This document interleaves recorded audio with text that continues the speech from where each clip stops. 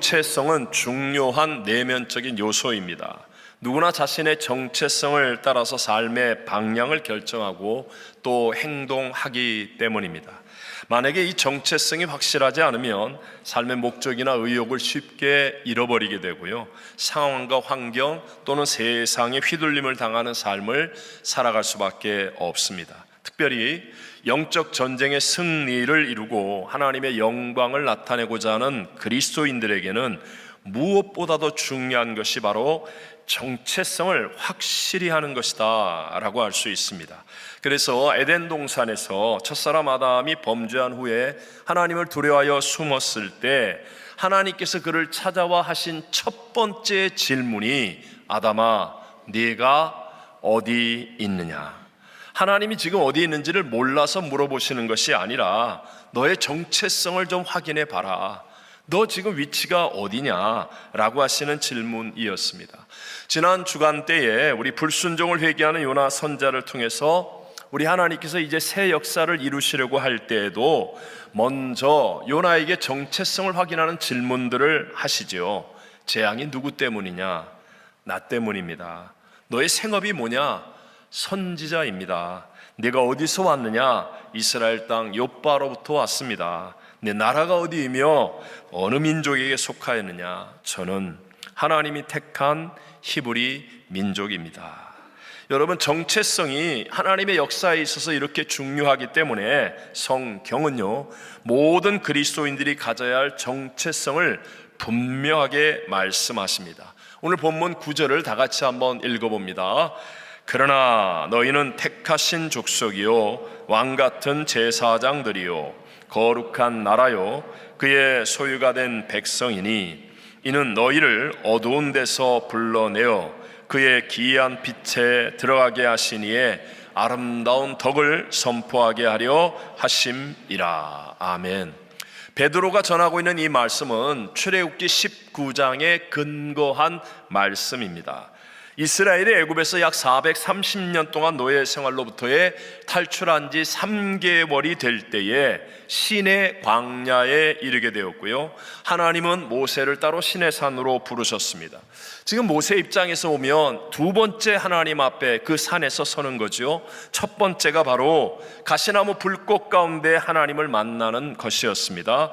첫 번째는 사실 40년 동안 이 더부살이하면서, 장인 댁에서 더부살이하면서 아무것도 없이 지팡이 하나 들고 그 광야에서 목동의 생활로 모든 시간을 보내고 있었던 모세에게 하나님이 나타나셔서 애굽의 바로왕을 만나고 애굽의 430년 노예 생활하는 200만 명의 이스라엘을 이끌고 나오라고 하는 말도 안 되는 그 사명을 들으면서 정신을 못 차리다가 하나님이 모세를 향해 노를 바라기도 하셨잖아요. 그때 하나님이 하셨던 말씀 가운데 하나가 출애굽기 3장 12절에 하나님이 이르시되 내가 반드시 너와 함께 있으리라. 네가 그 백성을 애굽에서 인도하여 낸 후에 너희가 이 산에서 하나님을 섬기리니 이것이 내가 너를 보낸 증거니라. 이렇게 얘기하셨어요. 첫 번째 하나님을 대면한 그 산에서 200만 명의 이스라엘 백성들을 애굽에서 건져내 와서 다시 설 것이다, 이렇게 얘기하실 그때는 모세 입장에서는 말도 안 되는 소리라고 생각했는데 지금 그 말씀이 그대로 이루어져서 하나님 앞에 서 있는 상태 아닙니까?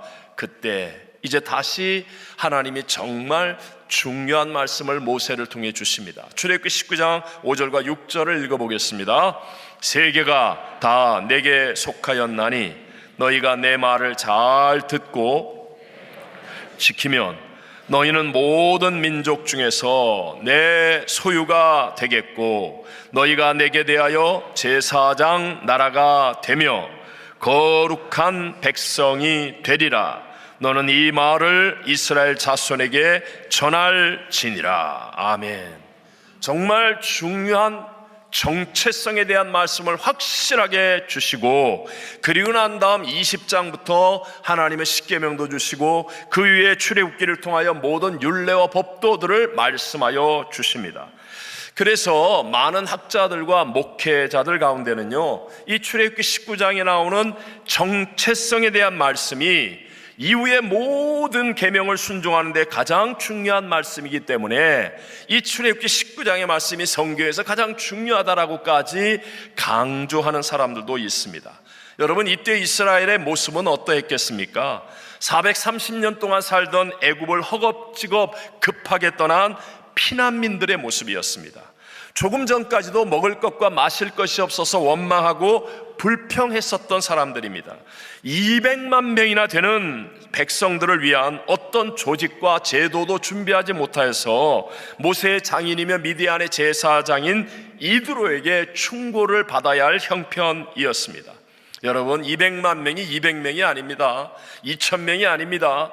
2만 명이 아닙니다. 200만 명이 지금 광야를 지나고 있는데 어떤 제도도 군대도 경찰도 힘도 능력도 없는 가장 보잘것없고 약한 모습이었다는 것입니다. 그럼에도 불구하고 새로운 정체성을 확실하게 하면, 그러면 우주와 만물의 주인 되신 하나님이 그들과 함께 하셔서 그들을 보호하시고 그들을 복주시고 그들이 이길 수 있게 해주시겠다라고 말씀하고 있습니다. 그리고 이 정체성을 너희와 너희 자손들에게 대대로 전하여 반드시 지키게 하라 라고 말씀하십니다.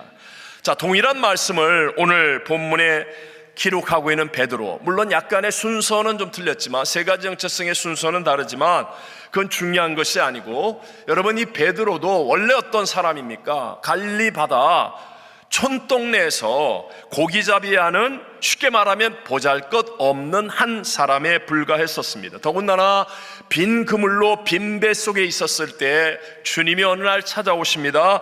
그리고 그를 택하여 주셨습니다. 그래서 소유된 백성을 만들어 주시죠. 그러자 베드로와 친구의 배에 밤새 한 마리도 잡지 못했던 물고기가 가득히 잡히는 엄청난 복을 받게 됩니다. 그리고 주님은 베드로에게 말씀하십니다. 무서워하지 말라. 이제 후로는 네가 사람을 취하리라 하시면서 베드로에게 새로운 정체성을 심어 주시는 거예요. 그 이후에 베드로는 자신의 연약함과 인간적인 생각이 앞서서 여러 번 실수도 하고 실패로 인하여 바닥까지 떨어지는 고난을 겪기는 했지만, 그러나 베드로는 주님이 주신 이 새로운 정체성을 놓치지 않았다는 거예요. 이 정체성을 끝까지 붙들었기 때문에 하나님의 회복을 누리게 되었고, 그리고 모두가 인정하는 최고의 인생을 사는 사람이 된 줄로 믿습니다. 오늘 본문 10절입니다. 같이 한번 읽어봅니다. 너희가 전에는 백성이 아니더니 이제는 하나님의 백성이요, 전에는 국류를 얻지 못하였더니 이제는 국류를 얻은 자니라. 아멘. 무슨 말씀입니까? 이전에 상관없다는 거예요. 백성이 아니더라도, 국류를 얻지 못하는 자라도 상관없다는 거예요. 지금 네가 새로운 변화된 정체성을 네 마음속에 확실하게 품고 있으면 이제 너는 하나님의 백성이 되는 거야. 내 국류를 입는 사람이 되는 거야. 확신 있게 성경은 우리에게 말씀하고 있습니다. 오늘 예배드리는 2부 예배의 성도님들 가운데도 지금 나의 상황과 조건이 마치 광야의 이스라엘 백성 같고, 그리고 실패를 경험했던 베드로와 같은 문제와 어려움으로 고난의 바닥 가운데 떨어져 있다 할지라도, 여러분과 제가 주님이 주시는 변화된 정체성을 확실하게 깨닫고 그것을 붙잡는다면 저와 여러분에게도 하나님이 함께 하시고 보호하시며 복주심의 역전승이 일어나게 될 줄로 믿습니다. 오늘 본문은 먼저 그러나 너희는 택하신 족속이요 라고 말합니다. 이게 영어로 보면 But you are chosen people 이렇게 얘기하잖아요. 그래서 이 유명한 일화가 있죠. 초창기에 우리 조선 땅에 선교사들이 왔을 때 이것을 보고 chosen people, 조선 백성, 그래서 이 조선 사람들은 하나님이 택한 사람들이야, 뭐 이런 확신을 가졌다라는 정말 농담 아닌 그런 이야기들이 있습니다. 아무튼 여러분, 우리는 과거에 돌아보면 우리 민족은 나라도 빼앗겼습니다. 전쟁으로 말미암아 초토화가 되고 황폐함을 겪기도 했었습니다. 지독한 가난으로 배고프고 병들고 고난당했던 과거의 역사들을 가졌지만 하나님이 우리에게 찾아오셨고 하나님이 우리를 택하여 주셨습니다. 선교사들을 보내시고 성령의 바람을 불어주셔서 뜨거운 예배와 부르짖는 기도, 산마다 가득한 기도원에서 하나님을 향하여 간절히 외치는 그 기도와 순교할 수 있는 그 믿음을 통해서 하나님은 놀라운 부흥과 복을 허락하여 주셨습니다. 자, 저와 여러분은 이렇게 하나님의 은혜로 주신 새로운 정체성을 가진 민족의 사람이기 때문에 하나님의 놀라운 역사가 일어났다는 사실을 확실하게 깨닫게 되시기를 바랍니다. 다시 한번 오늘 저는 정체성의 변화가 확실하면 복을 받는다라는 제목을 가지고 성경이 말씀하시는 새로운 정체성, 우리 모두가 가져야 될 그 정체성 세 가지를 살펴보면서 함께 은혜를 나누고자 합니다. 첫 번째가 왕같은 제사장이 되었다는 정체성입니다. 무슨 정체성? 왕같은 제사장. 누가? 담임 목사가? 누가? 내가. 지금 이 자리 예배드리는 여러분 한 사람 한 사람이 왕같은 제사장이라는 정체성을 가져야 합니다. 여러분, 제사장은 라틴어 원어로 폰티펙스라고 얘기합니다. 이 말은 폰, 다리, 브릿지라는 말과 파케레, 만든다라는 to make라는 단어가 합성된 단어입니다. 즉 다리를 놓는 자가 제사장입니다. 하나님과 사람 사이에 다리를 놓는 자라는 뜻이죠. 그래서 제사장은 사람을 먼저 하나님께로 인도하는 역할을 하지요. 뿐만 아니라 하나님을 사람들과 연결되게 하는 거예요. 그래서 제사장들은 하나님의 말씀을 선포하고 전하는 것입니다. 근데 그 앞에 왕 같은 제사장이라고 말합니다. 왕은 예수 그리스도이며 저와 여러분은 예수 그리스도를 주인으로, 예수 그리스도를 닮음으로 예수 그리스도의 생명을 가진 제사장이라고 성경은 말씀하고 있습니다. 제가 특세를 하면서 참 은혜를 많이 받았는데요, 그러면서 우리 특세에서 요나를 통하여 요나 선지자도 참 많은 허물과 약함이 있었구나, 나는 사실 우리가 다 같이 보았잖아요. 하나님이 분명히 말씀을 주셨는데 자기 생각이 앞장서서 사명을 순종하지 못하고 타시스로 도망을 갔다가 큰 물고기 뱃속까지 들어가는 그런 것, 또 정말 물고기가 니누의 앞바다에다가 토하여냈는데도 그 니누의 성에 가서 사흘 길을 가야 하는 성읍에서 하루만 다니면서 불성실한 듯한 복음을 전하는 태도, 무엇보다도 내가 은혜 받는 것은 좋은데 남이 은혜 받아 잘 되는 것을 배아파하고 성내는 요나. 자기가 은혜 받아 물고기 뱃속에서 나오는 건 좋은 일이고 니느웨 백성이 하나님의 은혜 받아 구원받는 건 화나는 일, 남이 은혜 받는 건 화나는 일. 치명적인 요나의 약점들. 여러분, 제가 진짜 이 요나서를 가지고 새벽 예배 드리고 난 다음에 어제 받은 은혜가 뭐냐, 여러분, 이 요나의 약점들을 오늘의 우리들이 어떻게 알 수 있었겠습니까? 어떻게 요나의 약점들, 여러분, 물고기 뱃속에서 요나가 기도한 것 옆에서 듣는 사람 있었어요, 없었어요? 없었습니다. 요나의 심정, 요나의 불순종, 요나 말고는 모르는 일들이에요. 그렇다면 이것은 요나가 스스로 다른 사람들에게 간증하고 말했기 때문이라는 거예요. 어떤 바보가, 더군다나 선지자라고 하는 위치에 있는 사람이 자기의 약점과 치명적인 허물들을 남에게 말하고 세상에 알려지기를 원하겠습니까? 이유는 딱 하나, 하나님의 은혜 안에서 변화를 이루었고 그에게는 새로운 정체성이 확고하게 생겼기 때문인 줄로 믿습니다. 그러니까 죄인이라는 자신, 나는 죄인이야 라는 것과 함께 나는 온전한 하나님의 은혜로 용납받은 사람이야, 난 이제 새로운 피조물이 된 사람이야 라는 것을 확실하게 체험했기 때문이다. 은혜의 복음 안에서 하나님을 확실히 만나고 체험한 사람만이 할 수 있는 일이구나 하는 것을 제가 보면서 얼마나 은혜를 받았는지 몰라요.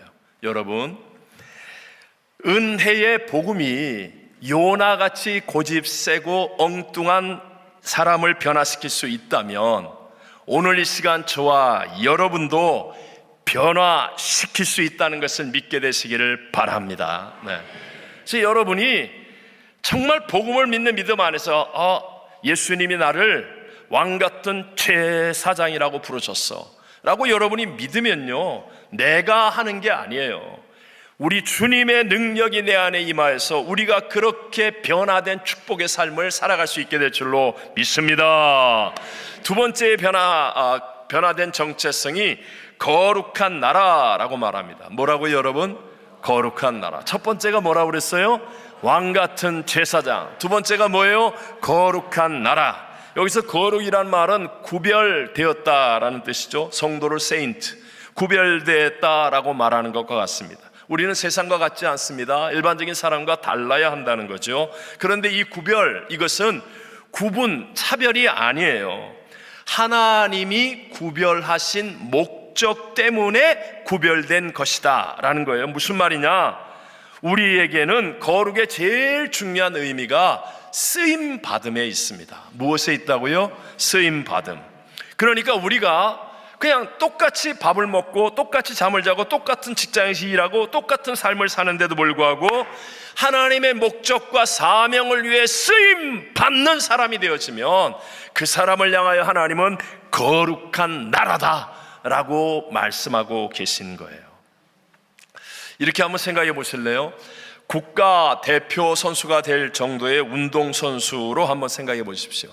여러분, 축구선수라고 한다면 90분 동안 그냥 그라운드에 나가서 막 죽기 살기로 땀을 흘리고 초죽음이 될 만큼 열심히 뛰는 선수와 벤치에 그늘에 앉아가지고 물이나 마시고 앉아있고 그냥 시원한데 그냥 쉬고 있는 선수, 누가 편하겠습니까? 당연히 벤치에 앉아있는 사람이 편하겠죠. 그러나 여러분, 국가대표가 될 선수가 벤치에 앉아있는 걸 원하겠습니까? 뛰기를 원하겠습니까? 뛰기를 원하는 것 당연하지요. 한국의 축구 국가대표 선수인 김민재 씨, 여러분 아시죠? 이태리 나폴리에서 우승도 만들고 독일에 가서 열심히 하고, 어쨌든 그가 한 유명한 말입니다. 벤치에 앉아있는 것보다 뛰는 게 더 힘들어도 좋다. 선수의 영광은 출전이다. 공감이 되시죠? 이해가 되시죠? 예수님은 지금 한 번밖에 없는 인생, 곧 우리 주님 앞에 서서 상을 받고 심판을 받게 될 저와 여러분을 향하여 벤치에 앉아서 너 집 방구석에 앉아가지고 인터넷이나 보고 드라마나 보면서 그늘에서 시원하게 좋다 좋다 편하다 편하다 그렇게 사는 사람을 잘했다라고 얘기하지 않는다는 거예요. 우리가 선교의 필드에 나가고 봉사의 필드에 나가고 복음과 함께하는 현장에 나가서 힘들지언정 그러나 애를 쓰고 힘을 다하여 할 때 하나님이 나를 거룩한 나라로 구별하시고 반드시 책임지시고 복 주시는 놀라운 일들을 이루어 주실 줄로 믿습니다. 가축 중에 하나님 앞에 드릴 수 없는 가축 중에 하나가 나귀입니다. 나귀. 출애굽기 13장 13절 앞부분에 보면 나귀의 첫 새끼는 다 어린 양으로 대속할 것이요 그랬습니다. 그러니까 나귀는 하나님 앞에 제물로 드릴 수 없기 때문에 나귀가 새끼를 낳았을 때 그 첫 새끼를 못 드리고 어린 양을 대신하여 드린다. 쉽게 말하면 나귀가 하나님 앞에 제물이 못 된다라고 원천 봉쇄하고 있는 거예요. 그런데 여러분 보십시오. 예수님께서 호산나 찬송하리로다 백성들의 찬양을 받으면서 예루살렘 성에 입성하실 때 뭘 타고 입성하세요? 나귀 새끼를 타고 입성하십니다. 그러므로 예수 그리스도로 말미암아 나귀가 새끼가 정말 존귀하게 쓰임 받을 수 있다는 것을 보여주시는 거예요. 예수님과 함께하면 세리라 할지라도 창기라 할지라도 힘없고 연약한 자라 할지라도 실패한 제자들이라 할지라도 다시 용서받고 용납되어지고 쓰임받는 역사가 일어나는 줄로 믿습니다. 나귀같이 내가 원천적으로 재능도 없고 가진 것도 없고 아는 것도 없고 부족한 것이 많아서 나는 쓰임받을 수 없을 것 같아요 라고 생각한다 할지라도 예수 그리스도가 함께하면 누구든지 하나님의 사명을 위해 쓰임받을 수 있다는 거예요. 지금도 우리 주님은 오늘 한 사람 한 사람을 향해 말씀하십니다. 내가 너를 쓰임받는 거룩한 나라로 만들 거라고 말씀하고 있습니다. 혹시 여러분 어린아이들의 그 그림책 같은 데 보면 막 점선으로 또는 희미하게 밑그림이 그려져 있어요. 그러면 아이들이 색연필이나 뭐 이런 걸 가지고 그 밑그림을 따라 막 이렇게 그림을 그리고 색칠을 해보면 나중에는 아주 훌륭한 코끼리도 나오고 나무도 나오고 뭐 이렇게 그림이 만들어지지 않습니까? 마찬가지라는 거예요. 나는 하나님께서 사용하시기 위해 거룩한 나라로 부르셨다는 정체성을 확실히 하고 우리가 하나님의 말씀을 한 걸음 한 걸음 순종하면 성령 하나님이 나와 함께하여 주셔서 내게 없었던 하늘의 능력을 부어주시며 나로 하여금 세상을 이기는 위대한 하나님의 사람으로 쓰임받게 해주실 줄로 믿습니다. 먼저 정체성이에요. 마지막 세 번째 정체성이 소유된 백성이라고 말합니다. 뭐라고 여러분? 소유된 백성이다. 다시 한번 첫 번째가 뭐라고 그랬어요? 왕 같은 제사장. 두 번째 거룩한 나라. 세 번째 소유된 백성. 오늘 식사하실 때 꼭 앞에 앉은 사람에게 물어보세요. 세 가지. 대답 못하면 밥그릇을 빼앗으세요. 네. 소유된 백성. 여기서 소유라는 말은요 히브리어로 세굴라라는 말입니다. 아까도 얘기했지만 출애굽기 19장에 그대로 나온 말씀이기 때문에 특별한 보물, 스페셜 트레저, 보배라는 의미로 이것은 그냥 아무나 이렇게 하는 게 아니라 그 물건의 소유주만이 누릴 수 있는 정말 귀중하고 가치 있는 소유물을 뜻할 때 세굴라라는 단어를 사용한다고 합니다. 헬라어의 페리우시오스라는 말로 쓰이는데요, 특별한 백성, 선택된 소유, 매우 귀중한 것이라는 뜻입니다. 그러니까 소유된 백성이라는 말은요 그냥 하나님이 그냥 많은 사람들 불러 모아가지고 이 울타리 안에 들어온 건 내 소유야 이런 뜻이 아니에요. 바꿔 얘기하면 격가지나 아니면 뭐 어떤 하부 조직의 저 밑에 있는 한 사람이나 이렇게 저와 여러분을 여기지 않고 하나님의 보배, 하나님만이 나를 존귀하게 여겨주실 수 있는 그 보배라고 나를 불러주신다는 거예요. 비록 지금 나의 모습은 마치 광산에서 원석을 캐잖아요. 원석을 캐면 그 안에 보석이 안 보입니다. 흙이 묻어 있고 여러 가지 불순물들이 더 가득해요. 그러나 전문가는 알잖아요. 그걸 잘 닦아내고 갈아내면 그 안에 얼마나 값진 보석이 나오는지. 하나님 앞에 우리가 그런 거예요. 여러분이 먼저 하나님의 약속의 말씀을 따라 나는 하나님의 소유된 백성, 나는 하나님이 보배로 여기는 사람이야 라고 여러분이 정체성을 먼저 믿으면, 그러면 점점 여러분에게서 불순물들이 제거되어지고 여러분 앞에 안에 있는 모든 것들이 깨어지고 부수어지면서 이 과정의 축복을 지나고 난 다음 정말 빛나는 보석 같은 하나님의 사람이 되어질 줄로 믿습니다. 여러분 예를 들어서 어렵게 취직을 하고 출근하는 회사에서 일을 잘해서 인정을 받고 또 뭐 사장님과 하여튼 이렇게 특별한 관계로 발전해 나가면 그 회사가 그냥 회사가 아니라 내 소중한 회사가 되어지지 않습니까? 수많은 교회 가운데서 그냥 한 교회가 아니라 내가 출석하는 교회에서 하나님의 부르심을 받고 성령의 능력을 체험하고 그 주님과의 관계가 점점 깊어지게 된다면 이 교회는 소중한 나의 교회가 되는 것 아니겠습니까? 마찬가지라는 거예요. 하나님께서 나를 소유된 백성, 너 보물이야 라고 했을 때 그것이 내가 깨달아지고 누려지기 위해서는요 이 과정에 축복이 있다는 사실을 기억하셔야만 합니다. 한 주일학교 아이가 묻습니다. 목사님, 아담은 어른으로 태어났어요? 아기로 태어났어요? 아담이 처음 지음받았을 때 아기였을까요? 어른이었을까요? 어른이야. 그랬더니 실망하는 거예요. 그래서 첫 번째 사람 아담은 어른으로 태어나는데 실패했어. 하지만 우리의 구세주 예수님은 아기로 오셨어. 그것도 가장 작은 고을 베들레헴 마구간 말밥통의 가장 낮은 자리에서 말이야. 그 예수님은 모든 것을 이기고 승리하신 우리의 구세주가 되었어. 잘 보십시오. 누가복음 2장 52절에 이렇게 얘기하죠. 예수는 지혜와 키가 자라가며 하나님과 사람에게 더욱 사랑스러워 가시더라. 이렇게 얘기합니다. 과정의 축복입니다. 지혜와 키가 자라가는 그 과정을 예수님은 지나셨다는 거예요. 우리가 잘 아는 사울 왕과 다윗 왕을 보십시오.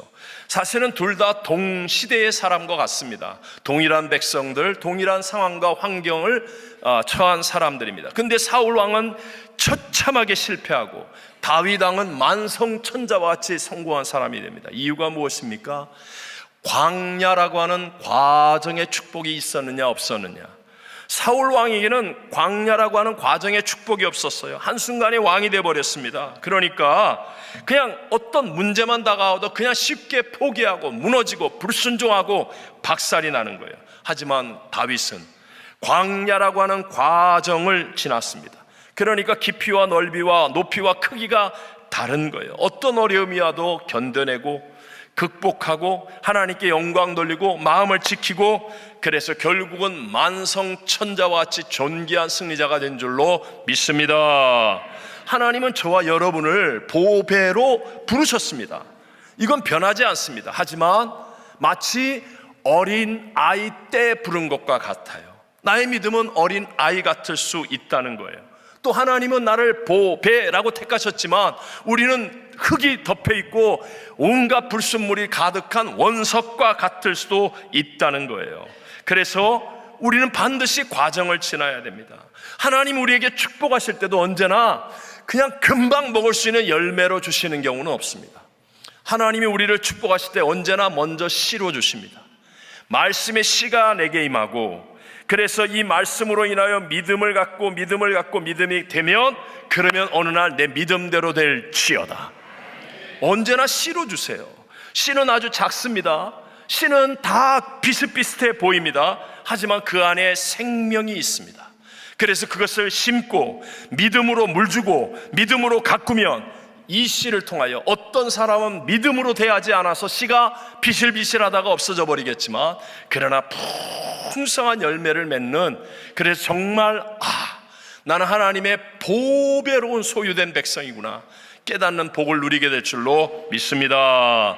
혹시 이 자리에 있는 분들 가운데 나는 지금 광야의 과정 가운데 있는 것 같습니다. 나의 믿음은 아기 같고 나에게 주어진 것은 씨밖에 없는 것 같고, 마치 다윗의 광야처럼 내 앞에는 절망과 문제, 어려움들이 가득한 그런 가운데 있다 할지라도, 여러분을 성장기 위한 연단의 시간, 과정의 축복이라는 것을 반드시 믿게 되시기를 바랍니다. 그리고 하나님이 약속한 그 정체성을 심으십시오. 마음속에 나는 하나님의 소유된 백성이야, 나는 하나님이 보실 때 보배로운 사람이야, 이 정체성을 말씀대로 붙들고 믿으면 반드시 내 믿음대로 될지어다 역사, 역전승이 일어날 줄로 믿습니다. 의사 출신으로 경제학자가 된 특별한 사람이죠. 홍콩의 과학기술대 김현철 교수가 쓴 경제학이 필요한 순간이라는 책이 있습니다. 그 책 가운데 참 한 부분, 사람들은 능력대로 되는 줄 아는데 많은 경우 인생엔 운이다, 이렇게 얘기해요. 이 사람은 이제 일반인을 향해 썼으니까 운이다, 우리말로 얘기하면 은혜다. 은혜다. 자, 이분이 이제 경제학으로 풀어가면서요, 자기가 갖고 있는 소득의 50% 이상은 어느 나라에서 태어났는지에 따라 결정된다, 이렇게 얘기합니다. 여러분, 어느 나라에 태어날 것을 선택하고 태어날 수 있는 사람이 있어요, 없어요? 없습니다. 없어요. 이건 진짜 운이에요, 운. 오늘 이 시간에 이 LA 나성 순복음교회 믿음의 집에서 태어나는 아이가 있을 수 있고, 저 북한의 수용소에서 태어나는 아이, 그건 진짜 운이에요, 운. 자, 그러면서 이렇게 얘기하는 거예요. 네팔의 짐꾼, 네팔에 왜 히말라야 산 같은 데 올라가는데 그 짐꾼들이 있지 않습니까? 이 양반들은 그냥 그 어마어마한 짐을 메고 하고, 그래서 그 높은 산 꼭대기까지 막 올려간다는 거예요. 그리고 하루 받는 품삯이 10불. 예? 만약에 미국에서 그렇게 하면 1000불을 줘도 안 된다, 더 줘야 된다. 그러면 우리가 그들보다 더 많이 받을 수 있는 까닭은 내가 어디에 태어났는지 운이다, 운. 축구선수 차범근의 아들 차두리 축구 잘해요, 못해요? 잘하잖아요.